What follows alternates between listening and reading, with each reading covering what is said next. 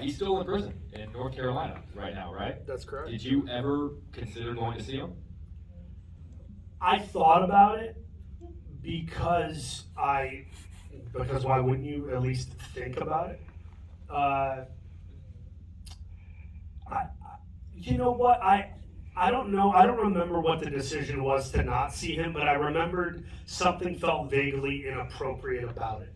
Something felt inappropriate. I couldn't put my finger on it. So I didn't go, but I still say to this day, and I'm dead serious, if the FBI or local authorities wanted me to go to North Carolina and meet with him in hopes of developing some form of rapport and try to extract information out of him willingly to find bodies or to help families with their grief, like, I would do that in a heartbeat. I wouldn't question it. You know, Apple's right now. They're here.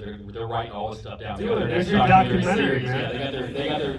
Do it. I don't care. I don't need to be paid for it. I just like I feel horrible for those families, and you know, he's a human who became a monster, but even that, you can find a glimmer of redemption, and he could at least give up that information that really helps people emotionally, and yeah, I don't know if it's possible, but I would. I mean, thinking about the great directors you've worked with, and the names that come up for me, obviously, are Clint Eastwood and Spike Lee. What's the thing that you learned from them that you still carry with you? That you'll be on a set, they're not even there, it's not their project, but you kind of think to yourself, like, oh, I remember that thing I learned from Spike, or I remember that thing I learned from Clint. With Spike, it was a lot about. Excuse me. With Spike, it was a lot about. I wasn't emotional. I was burping.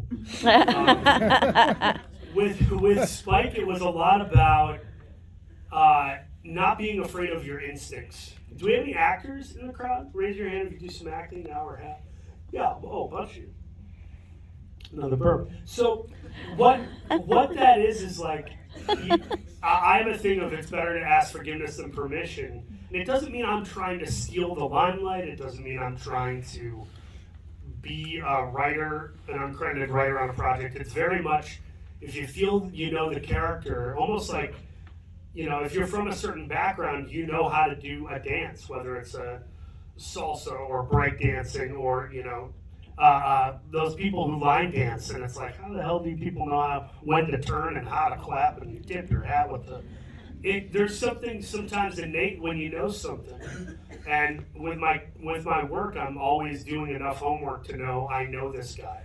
So with Spike, there was a moment in rehearsal with Adam Driver and a couple of the other cast members, and I didn't have any dialogue in the scene. And it did bother me none. I'm just happy to be there. But at the end of the scene, when we're done rehearsing and everyone's looking around, no one's saying anything, it's like quiet, we're waiting on Spike.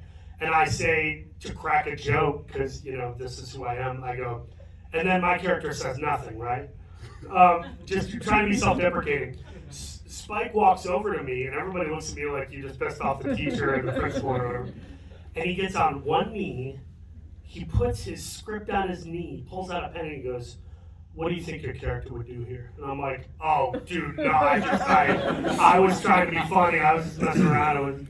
And he goes, no, what would you say? And I go, I think I would tell Adam Driver, you should name your gun, you should name your piece. And I named mine Betsy. He writes it down verbatim.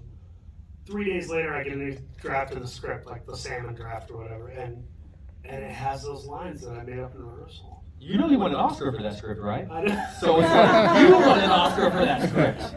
And you win an Oscar, and you win an Oscar. But I did it on The Five Bloods, where we did a bunch of research on the people who excavate explosive devices that were left over from the Vietnam War, and I poked a hole in something where I was like, the bomb expert we spoke to said that this couldn't happen.